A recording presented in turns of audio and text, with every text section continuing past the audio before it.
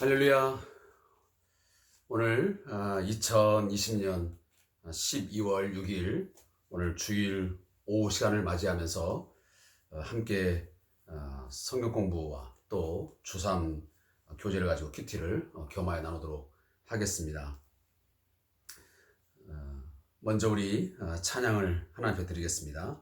왕이신 나의 하나님, 내가 주를 높이고 영원히 주의 이름을 송축하리다. 우리 이 복음성가를 우리 함께 드리겠습니다. 왕이신 나의 하나님.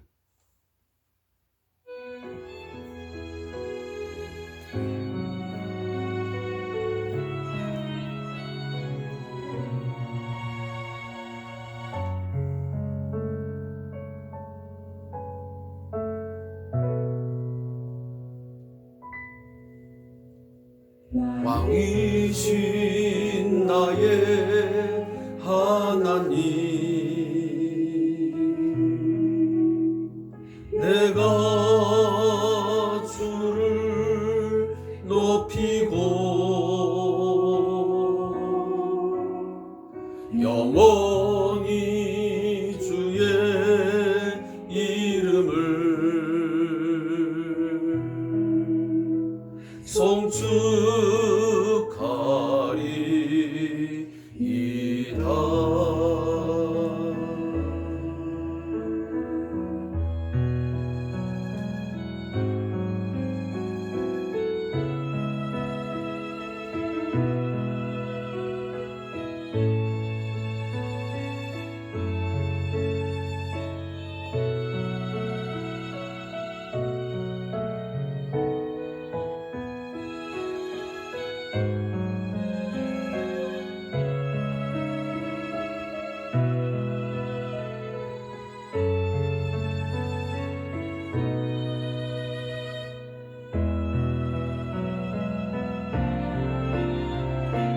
왕이신 나의 하나님,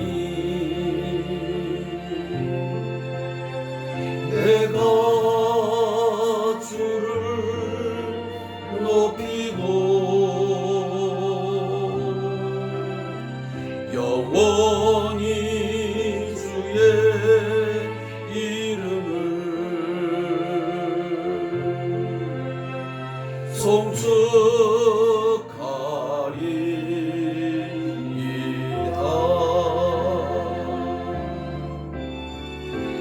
왕이신 나의 하나님,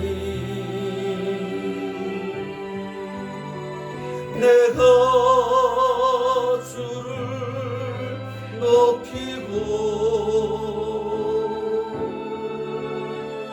영원히 주의 이름을 송축하리이다.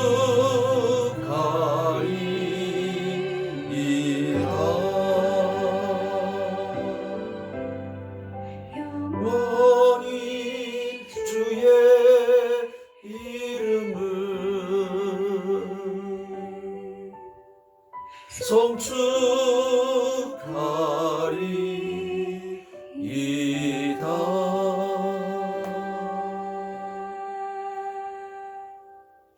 아멘. 오늘 이 찬양을 우리가 함께 마음에 새기시면서 오늘 저와 함께 가스펠 프로젝트 성경 공부를 시작하도록 하겠습니다. 오늘 함께 우리 펼쳐서 읽을 말씀은 사무엘상 8장 1절부터 9절까지 말씀을 함께 읽겠습니다. 사무엘상 8장 1절부터 9절 말씀, 구약성경 418페이지에 있습니다. 구약성경 418페이지 사무엘상 8장 1절부터 9절까지의 말씀입니다. 우리 함께 말씀을 합독하겠습니다. 사무엘이 늙음에 그의 아들들을 이스라엘 사사로 삼으니 장자의 이름은 요엘이요 차자의 이름은 아비야라. 그들이 부엘사바에서 사사가 되니라. 그의 아들들이 자기 아버지의 행위를 따르지 아니하고 이익을 따라 뇌물을 받고 판결을 굽게 하니라. 이스라엘 모든 장로가 모여 라마에 있는 사무엘에게 나아가서 그에게 이르되 보소서 당신은 늙고 당신의 아들들은 당신의 행위를 따르지 아니하니 모든 나라와 같이 우리에게 왕을 세워 우리를 다스리게 하소서 한지라. 우리에게 왕을 주어 우리를 다스리게 하라 하였을 때에 사무엘이 그것을 기뻐하지 아니하여 여호와께 기도하며 여호와께 사무엘에게 이르시되 백성이 내게 한 말을 다 들으라. 이는 그들이 너를 버림이 아니요 나를 버려 자기들의 왕이 되지 못하게 함이니라. 내가 그들을 애굽에서 인도하여 낸 날부터 오늘까지 그들이 모든 행사로 나를 버리고 다른 신들을 섬김같이 내게도 그리하노다. 그러므로 그들의 말을 듣되 너는 그들에게 엄히 경고하고 그들을 다스릴 왕의 제도를 가르치라. 아멘.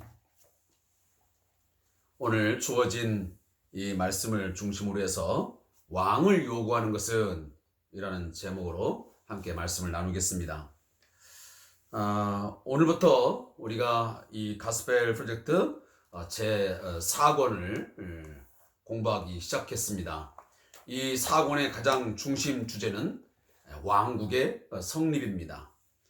결국 인간들이 왕을 요구함으로 왕정 제도가 이제 시작된 것입니다. 그러나 분명한 것은 그 왕정 이 체제가 결국 하나님의 어떤 신정 체제를 얼마나 잘 드러낼 수 있느냐라는 것이 관건이었습니다. 어찌 보면 인간 왕은 하나님의 부왕이죠. 그러니까 하나님 앞에 부속되어진. 그러니까 진정한 왕은 누구시냐? 하나님이신데 그 하나님의 어떤 뜻을, 그 하나님 말씀을 얼마나 이 왕이 철저하게 순종하고 그 뜻을 펼쳐나가냐에 따라서 그 왕정 체제를 통하여 하나님의 신정 체제가 잘 이루어지기도 하고, 또 어떤 때는 이 인간이 이 왕국 속에 이제 정치를 해나가지만 이 왕정 체제 속에서 하나님 말씀을 버리고 하나님의 어떤 그 명령을 거역했을 때 결국은 그 신정 체제가 제대로 이제 이루어지지 못할 때 그 인간의 왕국은 철저하게 무너지고 그 왕정 체제에서 많은 백성들은 고역과 또 괴로움과 많은 고통의 삶을 살았던 것들을 이 왕정 체제, 이 왕국의 성립을 통해서 우리가 함께 보게 될 것입니다. 따라서 이 가스펠 프로젝트의 4권을 보시면서 진정한 왕은 누구신가? 우리의 삶에 진정한 왕은 누구로 인정하고 그 뜻을 순복할 때에 우리 인간에게 행복이 주어지는 것인가 하는 것을 우리는 함께 보게 될 것입니다. 따라서 오늘 저와 함께 먼저 이제 사무엘상 8장을 통해서 이제 말씀을 시작하게 되었습니다.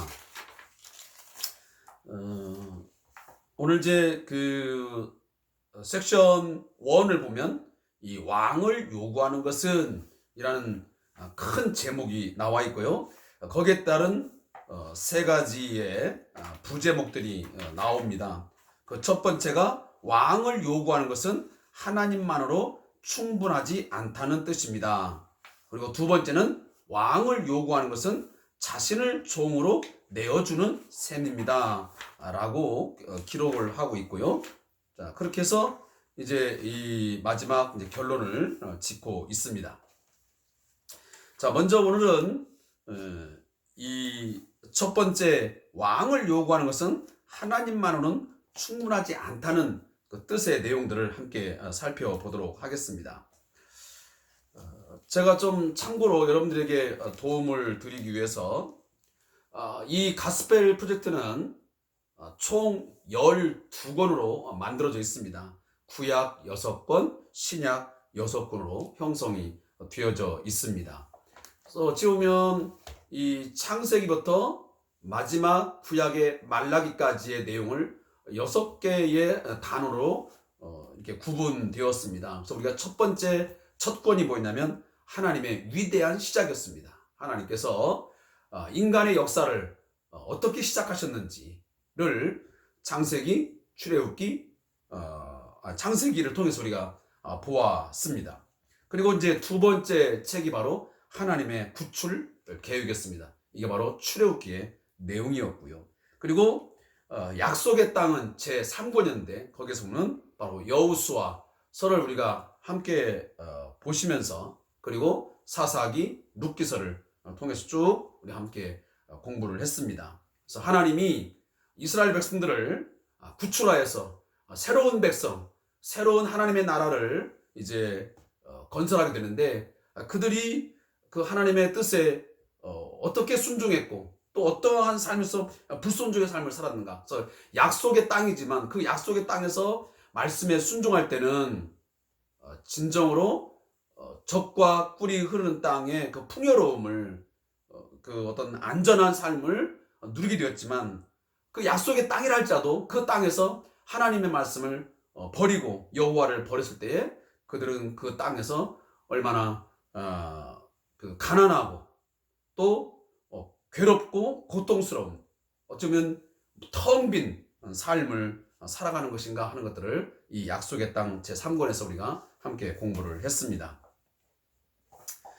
자, 오늘 그 이제 제4권을 들어오면서 먼저 첫 번째 보면 우리 그 도입부에 이런 내용이 나와 있습니다. 대부분의 사람은 하나님에 관한 생각을 호의적으로 받아들이지만 절대자에 대한 개념을 거부하는 사람도 있습니다. 믿는 자든 믿지 않는 자든 하나님의 그 자체에 대해서는 그게 뭐 나쁘다라고 생각하는 사람은 별로 없는 것 같습니다. 그러니까 어쩌면 신을 부정하는 그 무신론자가요, 미국에서는 약 3.1%에 불과하다고 합니다. 아마 우리나라에도 그 신을 부정하는 무신론자는 그리 많지는 않을 것입니다. 그러니까 우리가 믿는 하나님은 믿지 않지만 어쨌든 그들의 생각 속에는 어떤 절대자가, 신이 존재한다는 그 자체만은 부정하지 않는 사람들이 많이 있습니다. 그러나 그 신이 어떤 존재인지를 모르거나 이제 관심이 없는 사람들이 꽤 많지요. 그런 사람들이 미국 같은 경우는 약 19.8%가 있다. 거의 20%에 육박한 사람들이 신의 어떤 존재를 완전히 부정하는 사람들은 이렇게 3.1% 불과한 거 보면 신이 있긴 있는데 그 신의 존재가 누구인지, 아니면 그 존재가 누구인지 말든지 별로 관심이 없는 사람도 약 한 20% 된다 하는 이야기입니다. 여러분들은 어떻게 생각하십니까? 신의 존재를 완전히 부정하십니까?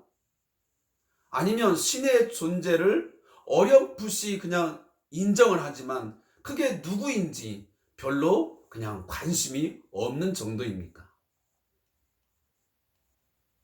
우리 인간이 하나님의 어떤 신의 존재를 부정하는 가장 큰 이유 중에 하나가 있다면 제가 개인적으로 생각할 때는 그런 것 같습니다. 왠지 신이 있다라고 믿으면 그 신의 어떤 간섭, 그 신의 어떤 뜻에 내가 순종하지 아니할 때 내게 뭔가 해를 입힐 것 같고 내 삶에 뭔가 억압을 당하는 것 같고 뭔가 자유를 잃어버린 듯한 그런 느낌을 받기 때문에 인간은 극구 어떤 자기의 내면 속에서 의도적으로 신을 부정하지 않나 하는 생각을 갖습니다. 왜냐하면 신의 어떤 그 뜻을 따르기에는 왠지 부담스럽고 그것이 잘 안 될 것 같은 그런 생각이 훨씬 더 많거든요. 내가 그 신이 어떤 신인지 간에 그 신은 분명 무언가를 요구할 것이란 말이에요. 근데 그 요구에 내가 전적으로 부응하고 따르기에는 굉장히 많은 부담이 오기 때문에 사람은 그런 것 같습니다. 사랑하는 성도 여러분, 자, 밖에 사람들은 어찌 할지언정 우리 믿는 자들은 금방 우리 찬양을 드렸지만 신의 존재를 우리는 절대적으로 믿습니다. 그리고 그 신이 어떤 존재인지 누구인지를 우리는 정확히 알고 있습니다. 그분이 무엇을 요구하시는지. 그걸 우리가 어떻게 합니까? 바로 이 성경 66권을 통해서 알 수 있습니다. 하나님은 우리들에게, 우리 인간들에게 이 창세기부터 요한계시록까지의 이 말씀을 통해서 나는 어떤 존재라는 것을 매우 구체적으로 역사 속에서 말씀해 주셨습니다. 따라서 하나님은 우리의 어떤 관념 속에 있는 신이 아닙니다. 매우 피상적인 그런 생각 속에서 그냥 있는 존재가 아니고 매우 그 하나님이라는 존재는 실제적이고 매우 구체적으로 역사 속에서 일하신, 우리를 위하여서 어떤 일을 행하시는지를 말씀하시는 하나님이십니다. 따라서 우리는 역사적인 이 어떤 삶의 어떤 자취를 통해서, 이 역사를 통해서 우리는 하나님의 일하심을 얼마든지 우리는 발견할 수 있고 우리는 경험할 수 있는 것입니다. 자, 오늘 여기 그 나와 있는 이야기를 제가 잠깐 좀 읽겠습니다. 주요 갈등 요인은 하나님의 존재 여부가 아니라 삶 속에서 하나님의 권위를 얼마나 인정하는가에 있습니다. 하나님을 정신을 고양시키거나 힘들 때 기댈 수 있는 존재로 받아들이지만 삶의 목적과 형태를 좌우하는 하나님, 즉 복종을 요구하는 신의 개념은 거북해 합니다. 또한 삶에서 하나님이 공급하신다는 것에 증거를 보지 못하므로 하나님을 믿지 못하고 삶의 형통을 위한 그분의 방식도 신뢰하지 못합니다. 제가 금방 말씀드린 내용들을 좀 더 논리적으로 정리를 해 놓은 것입니다. 존재 여부가 문제가 아니고요. 우리가 갈등하는 가장 큰 요인은 신의 존재를 인정할 거냐 말 거냐는 그 갈등의 가장 중요한 건 뭐냐면 그 신의 권위를 얼마나 인정하느냐는 것입니다. 그래서 어떻게 보면 그 신이 우리의 삶에 어떤 목적과 형태를 우리에게 요구를 할 텐데 그 요구에 복종하는 것에서 우리가 거부감을 나타내는 것입니다. 거북해 하는 거죠. 우리들은 그렇지 않습니까? 우리들도 하나님의 존재를, 신의 어떤 개념은 알고 있지만 그분의 어떤 요구에 복종하는 것이 즐겁습니까? 아니면 굉장히 심적으로 부담이 됩니까? 따라서 우리는 때로는 내 삶에서 하나님께서 어떤 개입하시고 나에게 어떤 것들을 공급하시고 나와 함께 하심의 어떤 증거들을 내가 경험하지 못하고 보지 못하기 때문에 결국은 하나님을 믿지 못하고 그리고 그분의 어떤 삶의 방식도 우리를 이끌어가는 어떤 삶 방식을 우리가 신뢰하지 못하는 것입니다. 이제 우리는 오늘 말씀을 이제 시작하면서 이제 사사 시대를 거쳐서 왕정 체제로, 왕정 시대로 이제 접어 들어가고 있습니다. 우리들은 이제 사무엘상 이 8장 1절부터 이 9절까지의 말씀을 읽었는데 한 시대가 이제 저물어가고 새로운 시대가 시작됨을 말씀을 통해서 우리는 이미 보았습니다. 엘리와 그 제사장의 아들들이 말씀을 저버리고 결국 그들이 임의적으로 그 제사장 직분을 함부로 대함으로 말미암아 그들이 하나님께 버림을 받습니다. 그러면서 그 당시가 하나님의 말씀이 희귀하여 이상이 보이지 않는 시대였습니다. 여러분, 아모스서에 보면 주전 그 8세기 때에 가장 심각한 기근이 있다면 어떤 기근이냐면 물이 없는 기근이 문제가 아니었고요. 가장 극심한 기근은 뭐냐면 여호와의 말씀이 들려오지 않는 기근이었습니다. 오늘 시대가 바로 그런 거 아니겠습니까? 마찬가지로 이 사무엘이 등장하기 바로 직전의 상황이 그런 시기였습니다. 하나님의 말씀이 희귀하고 이상이 보이지 아니한 가장 암울한 시기, 가장 어두운 시대였단 말이에요. 근데 그 시기를 이제 접고 끝을 내고 하나님께서 사무엘에게 하나님의 말씀이 들려짐으로 인하여 이제 하나님께서 함께 하시는 새로운 시대가 열려지는 것을 우리는 이미 사무엘상의 1장, 2장, 3장에서 보아왔습니다. 근데 문제는 여기에 있습니다.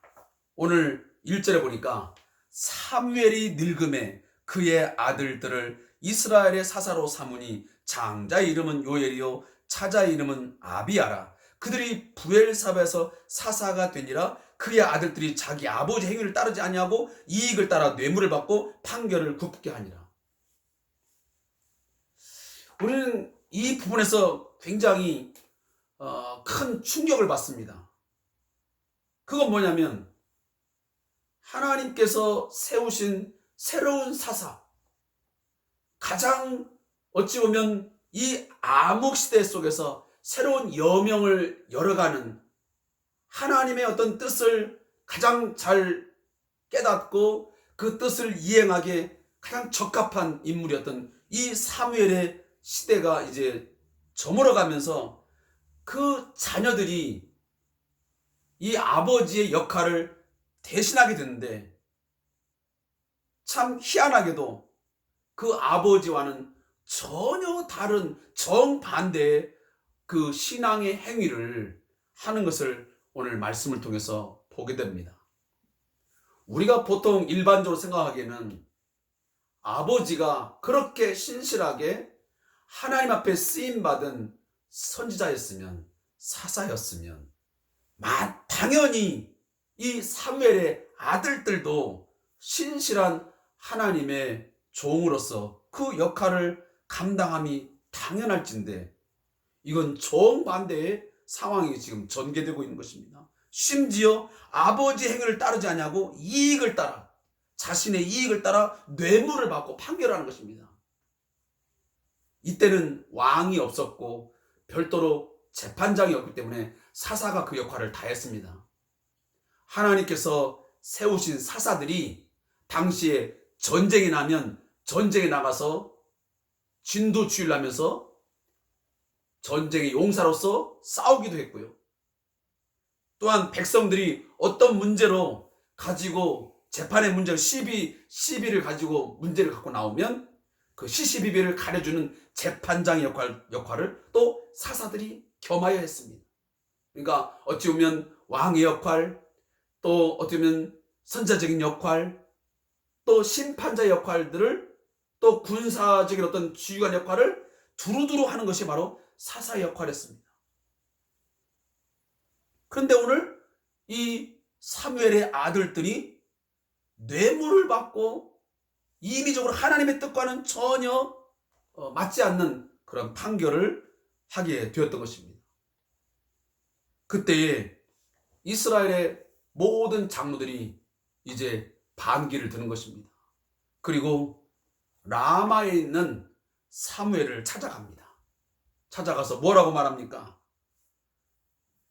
사무엘이여, 지금 당신은 이미 늙어버렸고, 그런데 문제는 당신의 아들들은 당신의 행위를 따르지 아니하여 지금 우리의 모든 이스라엘의 상황이 엉망진창이 되었습니다.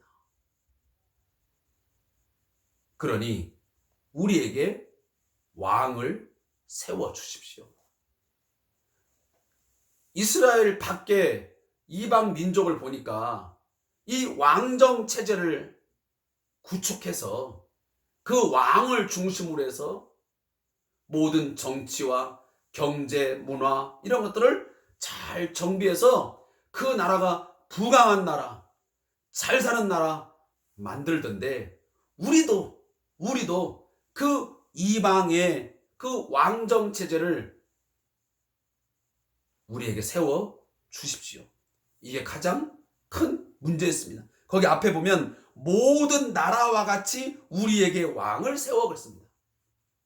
사랑하는 성도 여러분, 하나님은 이스라엘이라고 하는 한 나라를 세울 때에 그 나라만큼은 이방 민족과는 전혀 다른 독특한 그들만의 문화를, 그들의 어떤 삶의 어떤 스타일을 만들기를 원하셨습니다. 그러기에 처음부터 왕정 체제를 갖지 아니하고 철저하게 신정 체제 중심화해서 그 모든 것들을 만들었던 것입니다.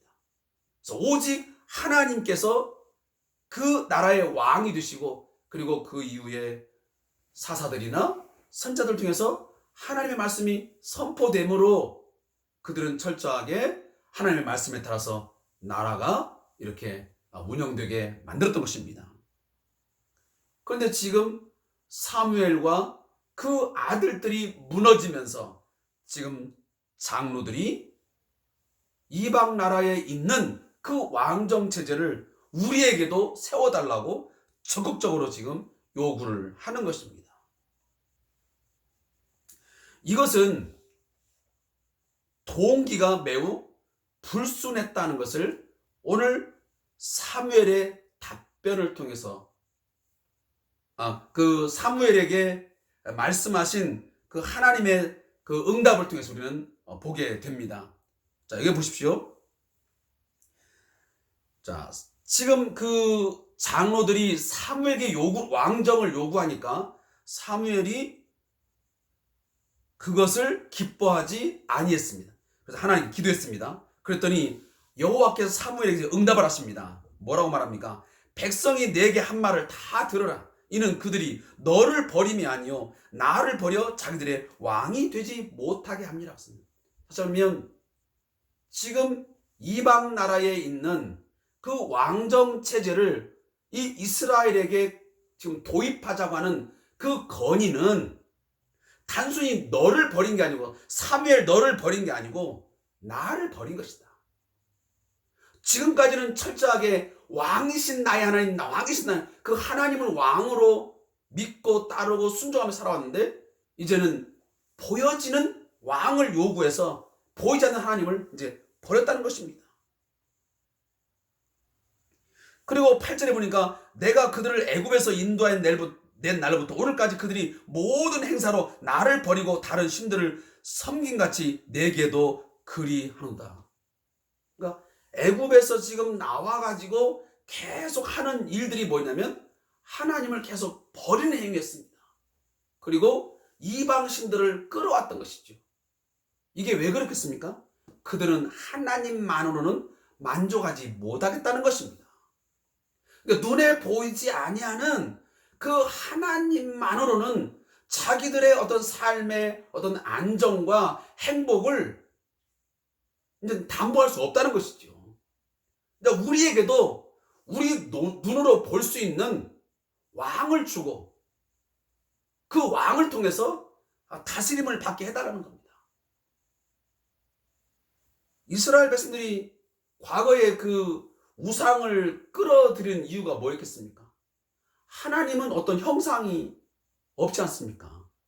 무슨 뭐 소의 형상이랄지 아니면 어떤 뭐 물고기 형상이랄지 어떤 형상이 있어가지고 그 형상을 보고 하면 좋으련만 하나님 어떤 형상이 있지 않습니까? 그러니까 자꾸만 그 이방 나라에서 끌어오는 신들은 어떤 형상이 있거든요.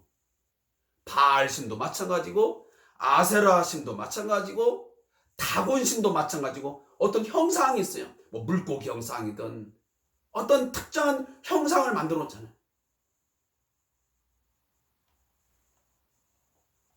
그래서 결국은 이 보이지 아니한 하나님을 버려버리고 자기들의 눈에 보여지는 어떤 신들을 자꾸만 섬기려고 하는, 그래서 결국은 왕정 체제를 통해서 인간 왕을 이제 자기들 앞에 세워놓고 그의 인도를 따르겠다 하는 그런 요구를 지금 이 이스라엘 백성들이 하고 있는 것입니다. 자, 여기에 대해서 하나님께서 조건부의 허락을 하십니다. 좋다. 너희들이 그 왕을 요구하니 그 왕을 내가 세워주겠다고 말씀하십니다. 그런데 주시되, 자 9절에 보니까 그러므로 그들의 말을 듣되, 좋아, 그 말을 들어서 왕을 세우되 너는 그들에게 엄히 경고하고 그들을 다스릴 왕의 제도를 가르치라 말씀하십니다. 자, 그래서 이미 그 신명기에도 보면 그 왕정 체제가 되면 그 왕은 어떤 왕이 되어야 되는지를 하나님이 이미 모세의 그 오경 율법을 통해서 말씀을 다 주신 사실을 우리가 알고 있습니다. 자, 거기에 보면 결국은 이 왕정 그 정치를 통해서 그 신정 그 정치가 어떻게 발현될 수 있느냐, 과연 실현될 수 있느냐 하는 것이 하는 관건이었습니다. 그러니까 왕정 체제를 주는 것은 주되 그것이 그 자체가 문제가 아니고 어떤 왕이 세워져서 그 나라를 어떻게 다스리냐가 그 하나님의 다스림을 이루는데 아주 중요한 관건이 되었던 것입니다.